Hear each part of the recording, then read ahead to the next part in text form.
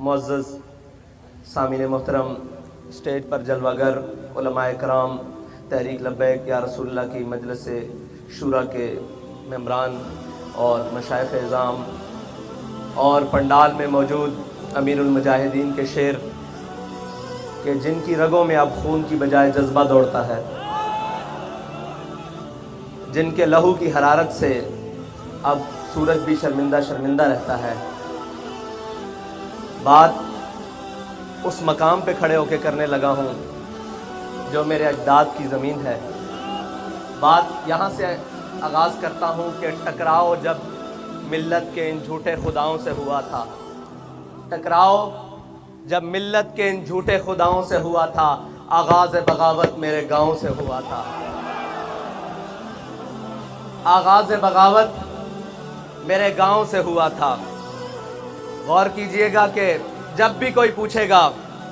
कि यार वो बाबा कौन था जो एक व्हील चेयर पे बैठा हुआ था, जिसके दोनों हाथ सिर्फ लब्बैक के लिए उठते थे, जिसके दोनों हाथ सिर्फ ताजदार ख़त्म नबूवत के लिए उठते थे, वो बाबा कौन था जिसके हाथ में ना खंजर था, ना तलवार थी, ना डंडा था, ना कलेशन थी, ना कोई हथियार था। तारीख के औरात पलटने वाला ढूंढेगा कि ये बाबा कौन था कि जिसने व्हील चेयर पर बैठकर पूरे कुफर को लिताड़ कर रख दिया था। तो जब उस बाबे के आबाई गांव का एड्रेस पूछा जाएगा तो वो कहा जाएगा ये बाबा पाकिस्तान का था, पाकिस्तान के सूबा पंजाब का था, और सूबा पंजाब के ज़िला अटक का था, और ज़िला अटक की तहसील पिंडी घेब का था। पिंडी घेब दाखाना खास नक्का कलां का ये बाबा था कि जिसके जर्रों से आज भी शर्मिंदा सितारे हैं। ये उस खाक से बाबा था जिसने पूरी उम्मत मुस्लिमा का सर फख्र से बुलंद कर दिया था, जिसने हज़ारों दिलों में गाज़ी इल्मुद्दीन बनने की तमन्ना पैदा कर दी थी, जिसने हज़ारों दिलों में मुमताज़ कादरी का जज्बा बुलंद कर दिया था, जिसने लाखों दिलों के अंदर हुजूर की मोहब्बत की शम्मा को रोशन कर दिया था, और जिसने करोड़ों दिलों में उम्मत मुस्लिमा की पासबानी और कुफर के आगे खड़े होने की वो जज्बा पैदा किया कि जिस जज्बे को अब क़यामत तक कोई मिटा नहीं सकता।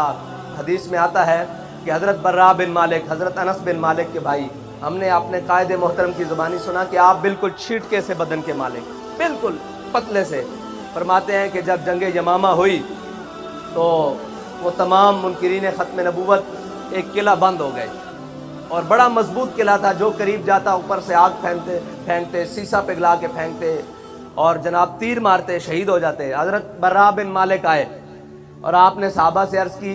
हुजूर के ग़ुलामों मुझे एक ढाल पे रखो और ढाल को नीचे से उछालो और मुझे किले के अंदर फेंक दो। हमारे कायद फरमाते हैं कि आप 40,000 उन मुनकिरीन ख़त्म नबूवत से लड़ते हुए आपने वो किले का दरवाज़ा खोल दिया। तो हमारा कायद वो कायद था कि जब पूरी दुनिया का कुफर, पूरी दुनिया के सेकुलर एक हिसार बनाकर इस्लाम के ख़िलाफ़ एक किला बंद और एक खुली जंग के अंदर था, तो हमारा कायद वो था जिसने तने तनहा उस जंग के अंदर छलांग लगा दी, तने तनहा उस जंग के अंदर छलांग लगा दी। और उस जंग में बड़ी बड़ी मुसीबतें आईं। कभी फैज़ाबाद आया, कभी नामूसे रिसालत मार्च आया, कभी शेलिंग आई, कभी 8 लाशें आईं, कभी 87 ख़ानदान के अफराद को जेल आई। लेकिन वो हर जुल्म के बाद ये कहता था, पुत्रों बच्चे लग दो।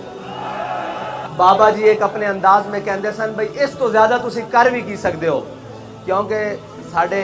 कायदे मोहतरम दा ईमान सी, हदीसे पाक ते उन्हां दा ईमान जड़ा रब ते सी, वो मैं बयान नहीं कर सकता, ना वो लफ्ज़ां च आ सकता कि मेरे आका मौला ने फरमाया जड़ा हक ते कायम रहा और बातिल दे सामने खड़ा रहा, ना कोई शख्स उसका रिज़्क रोक सकता, ना कोई शख्स उसको मौत दे सकता वक्त तो पहले। साढ़े बाबा जी दा एक गल सी कि वो जड़ी भी मुश्किल आंदी, जड़ा भी लम्हा आंदा, मरहला आंदा, आप फरमांदे तुसी इस तो ज़्यादा कर भी की सकते हो। वमा कदरुल्लाह हक़ कदरी, फरमांदे सन कि मेरे मालिक जड़ा ना वो सारियां